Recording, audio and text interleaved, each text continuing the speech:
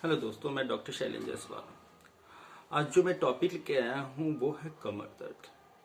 कमर दर्द का कारण और निवारण, जो बहुत ही सरल ढंग से मैं आपको बताने वाला हूँ। अगर मैं किसी तरह का कोई भी चूक कर जाऊँ, कोई भी अगर गलती हो जाए तो इसके लिए क्षमा प्रार्थी हूँ। दोस्त, मैं आपको बताना चाहूँगा कि कमर दर्द, आजकल कमर दर्द से हर कोई परेशान है।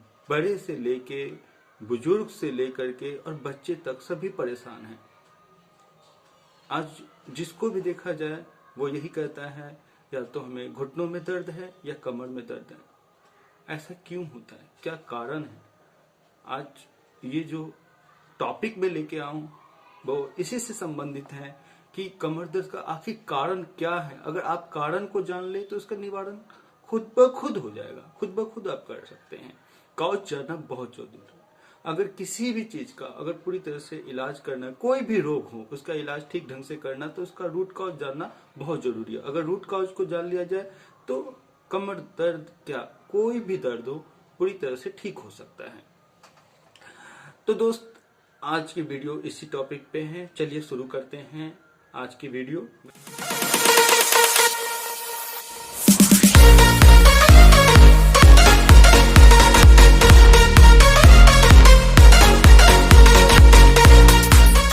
मैं ज़्यादा समय नहीं लेते हुए आज वीडियो शुरू करने जा रहा हूं।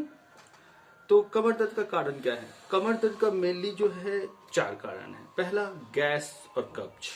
दूसरा, ब्लॉकेज, विषाक्त तत्वों का संचयन। तीसरा, नस का दबा होना यानी नस का दबना। और चौथा जो कारण है, कोई अंदरूनी चोट अगर आपको पहले लग चुकी हो और वो चोट आपकी दब गई हो और उस पर आपने ध्यान नहीं दिया हो, तो वो चोट आगे जाकर के आपके कमर दर्द का कारण बन सकती है। अब हमने पहले बताया कि गैस और कब्ज। गैस और कब्ज आज के डेट में हर किसी को गैस और कब्ज की समस्या बनी हुई है।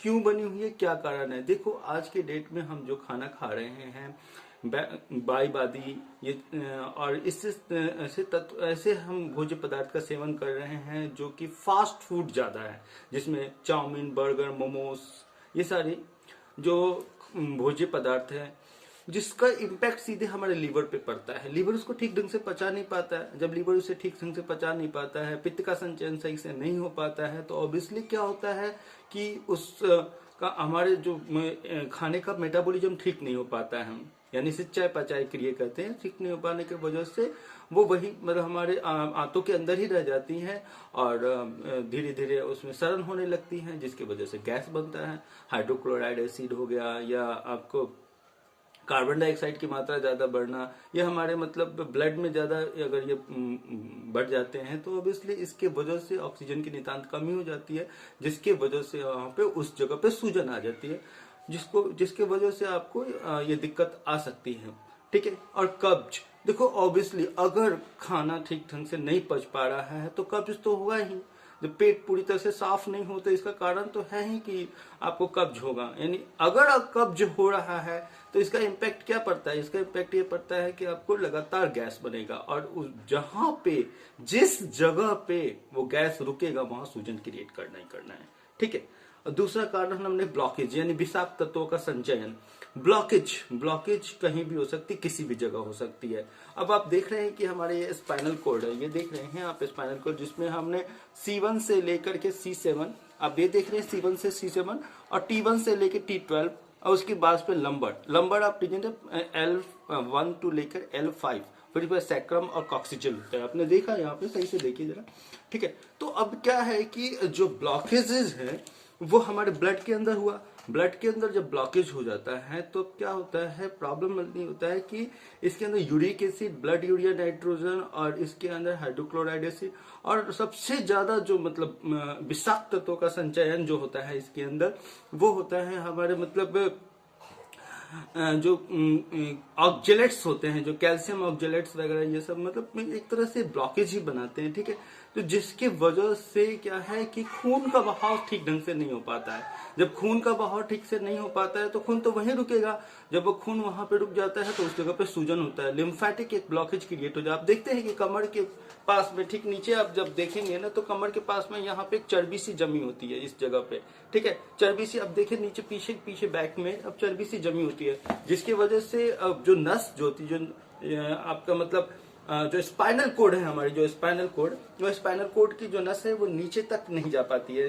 मतलब हमारे यहाँ से होते हुए स्पाइनल कोड की जो नस जाती है यहाँ से होते हुए नीचे जाएगी, यहाँ से इस से नीचे की तरफ जाती है और सैटिका नर्व्स के रूप में कन्वर्ट हो जाती है यहाँ नीचे की तरफ, ठीक है, वो नहीं जा पाती है, जिसके वजह से ब्लड का सर्कुलेशन ठीक से नहीं हो पाने की वजह से लगातार वहां दबाव सी महसूस होती है। कभी कभी ऑस्टियोफैट जनरेट हो जाता है, यानी कि हड्डी बढ़ करके नस को दबा देती है, जिसकी वजह से नीचे की तरफ खून का बहाव नहीं हो पाता। इवन दो नस पे दबाव लगातार पड़ता है, आपके घुटनों के बीच में भी जो गैप है वो भी मेंटेन नहीं हो पाते, जिससे दबाव लगातार बनता रहता है, जिसकी वजह से सैटिका का पेन होता है आपको। और ये सैटिका के पेन होने से पहले लंबर एरिया में आप देखिए, ठीक है, लंबर जो एरिया है जहाँ के L1 से लेकर के L3, L4, L5 के बीच में, देखिए आप देख सकते हैं यहाँ पे L1,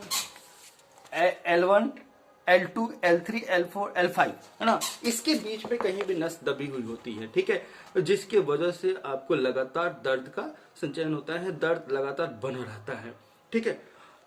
अब मैंने आपको ये तो बता दिया कि नस का दबाव जो हो रहा है वो जिसके वजह से आपको कमर का दर्द हो रहा है, जिससे कि लंबर स्पॉन्डिलाइटिस कहते हैं। लंबर रीजन में अगर प्रॉब्लम है तो लंबर स्पॉन्डिलाइटिस का, या थोरेसिक रीजन में अगर प्रॉब्लम है थोरेसिक स्पॉन्डिलाइटिस। तो ज्यादातर हमें लंबर स्पॉन्डिलाइटिस के पेशेंट ज्यादातर हमें देखो मिलते हैं, और ये लंबर स्पॉन्डिलाइटिस आगे जाके कन्वर्ट हो जाता है किसमें, आपको सैटिका के दर्द में, ठीक है। और ये जो आपका मतलब नस में जो ब्लॉकेज आती है, ये नस पे दबाव जो होता है मेनली पेन किलर ज्यादा खाने से भी होती है, क्योंकि पेन किलर खाने से आपके सेंसरी नर्व तो ठीक से काम नहीं करेंगे, लेकिन आपके मोटर नर्व्स काम कर रहे होते हैं और अकड़न महसूस ज्यादा होती है, थोड़ा दर्द का कम मतलब एहसास होगा, दर्द कम हो जाएगा, लेकिन धीरे धीरे प्रॉब्लम बढ़ती जाती है, हमारी नसों पे और हमारी हड्डियों पे सूजन का प्रभाव लगातार बढ़ता रहता है, ठीक है, जिसकी वजह से आगे जाकर के कमर का दर्द में ये क्रिएट हो जाता है, यानी कि दर्द ज्यादा आपको उससे कहीं ज्यादा आपको दर्द बनना लगता है आगे जाके। अब अंदरूनी चोट, यानी कि जो चौथा कारण है अंदरूनी चोट। अंदरूनी चोट यानी कि मान लो कि कभी कभी आप कभी गिरे हो, अभी आपको एक्सीडेंट हुआ हो पहले से किसी और आपने मतलब उस पर ज्यादा ध्यान नहीं दिया, बस आप डॉक्टर के पास गए और बोले कि डॉक्टर साहब मेरे को ये दिक्कत आ रही है, आप मुझे पेन किलर दे दो या कोई ऐसी दवा दे दो जिससे कि ये मतलब ठीक हो जाए, ठीक है, डॉक्टर ने आपको दे दिया, इंजेक्शन भी लगा दिया, कुछ समय के लिए तो राहत मिल गई, लेकिन आगे जाकर के ये जो अंदरूनी चोट है आपके मतलब भयानक दर्द में कन्वर्ट हो सकती है, और जिससे कि आप अनजान थे, अब वो धीरे धीरे आपके दर्द में कन्वर्ट हो रही। तो ये जो 4 मूल काउज है, मूल कारण है जिसके वजह से आपको कमर का दर्द होता है, चाहे किसी भी तरह के दर्द मान लो, यही 4 कारण होते हैं जिसकी वजह से दर्द होता है। अब इसका निवारण क्या होगा, किस तरह, तो आप जानते हैं दोस्तों कि जो कारण है वही आपका निवारण भी बनेगा, ठीक है। तो गैस और कब्ज को दूर करने के लिए क्या करना है, सबसे पहले तो हमें ऐसे भोज्य पदार्थ ऐसे का सेवन छोड़ना है जो कि गैस बाईबादी बनाती हो, ठीक है। इसके साथ हमें जंक फूड, फास्ट फूड ये सब खाना छोड़ देना है, ठीक है।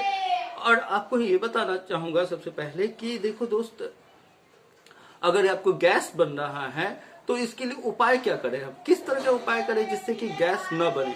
ऐसे मतलब आपको हल्का सुपाच्य भोजन करना है।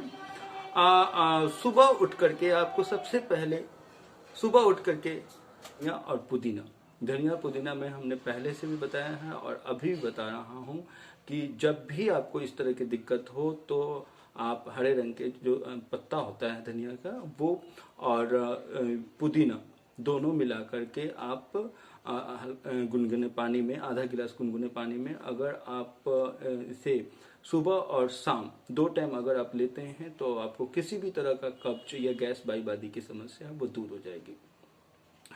इसके अलावा कब्ज को दूर करने के लिए फाइबर युक्त भोजन का सेवन करें, जिसमें फल फ्रूट्स ऐसे होते हैं जिसमें फाइबर हो, जैसे सेब हो गया है, अनार वगैरह है, ये सब आप इसका सेवन करेंगे तो काफ़ी हद तक आपका गैस की जो समस्या वो दूर हो जाएगी। ठीक है। इवन दो कि आपकी जो कब्ज की भी समस्या है वो भी दूर हो जाएगी, ठीक है।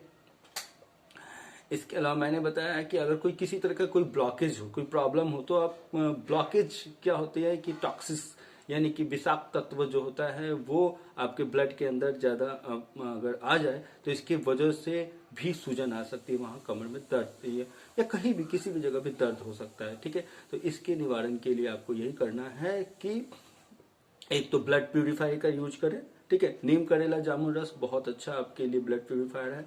थोड़ी सी सौंफ, थोड़ी इलायची और थोड़ी कलौंजी अगर पानी में, हल्के गुनगुने पानी में अगर लें तो ये भी आपके मतलब ये ब्लॉकेज को दूर करने में बहुत ही हेल्पफुल होगा।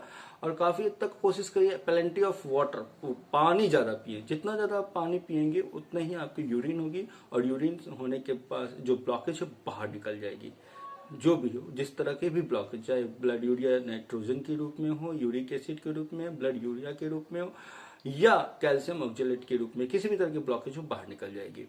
और मैंने आपको एक और बात बताई थी कि जो तीसरा कारण है वो है नस का दबना। देखो दोस्त, अगर नस अगर दब रहा है तो इसका जो उपाय यही है कि उसके ऊपर थोड़ी लिम्फेटिक मतलब हम ट्रीटमेंट करें।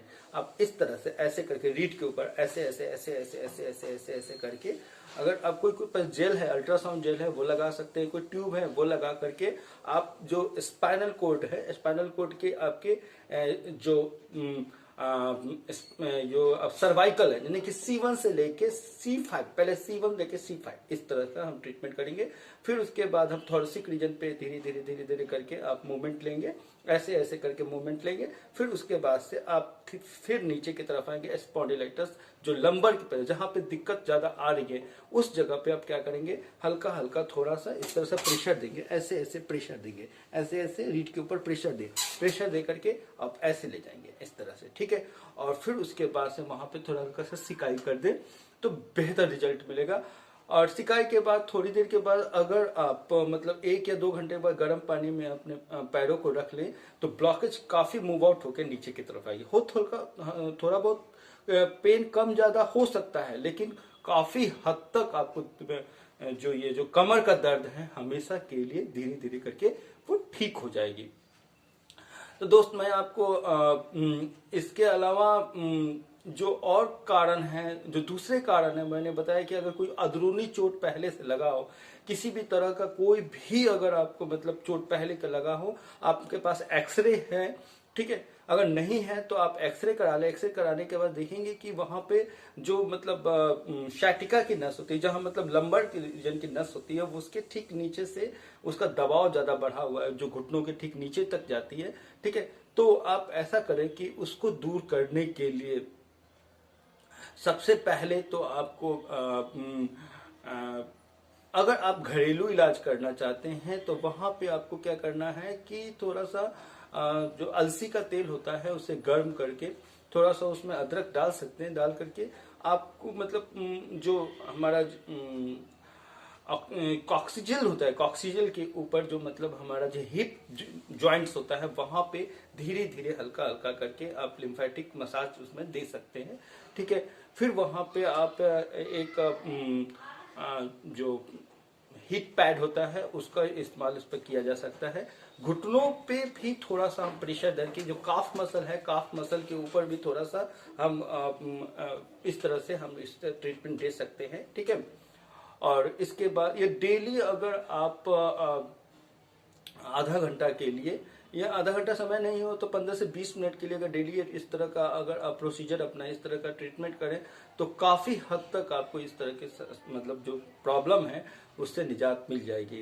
लेकिन दोस्त मैं आपको ये बताना चाहूंगा, अगर आपको किसी भी तरह के जो इंजरी है, जो पुरानी इंजरी है, जो काफी ज्यादा बढ़ चुकी है, तो ऐसे हालात में आपको अपने डॉक्टर से दिखाना बहुत जरूरी है।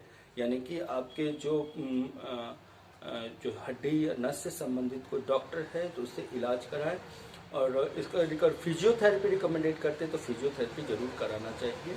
तो दोस्त काफ़ी हद तक जो मैंने आपको ये जो कारण और निवारण बताई है, इसी में ही आपका समाधान है। और आप इसका प्रयोग करेंगे तो काफ़ी हद तक आपको जो अंग्रेजी दवाइयाँ हैं उसको लेने से आप बच जाएंगे, ठीक है। हर्बल दवा तो फिर भी आप यूज करें, बेहतर रिजल्ट देगा, लेकिन अंग्रेजी दवाइयाँ आगे जाकर साइड इफेक्ट भी क्रिएट कर सकती हैं।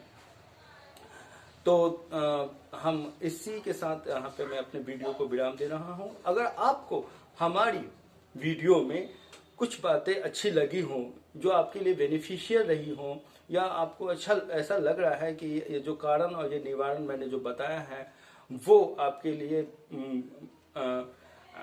फायदेमंद रही हैं या बेनिफिशियल रही हैं, तो आप हमें इस वीडियो पे लाइक कर सकते हैं, सब्सक्राइब कर सकते हैं, या इसको हम शेयर भी कर सकते हैं। ठीक है, तो थैंक्स, धन्यवाद।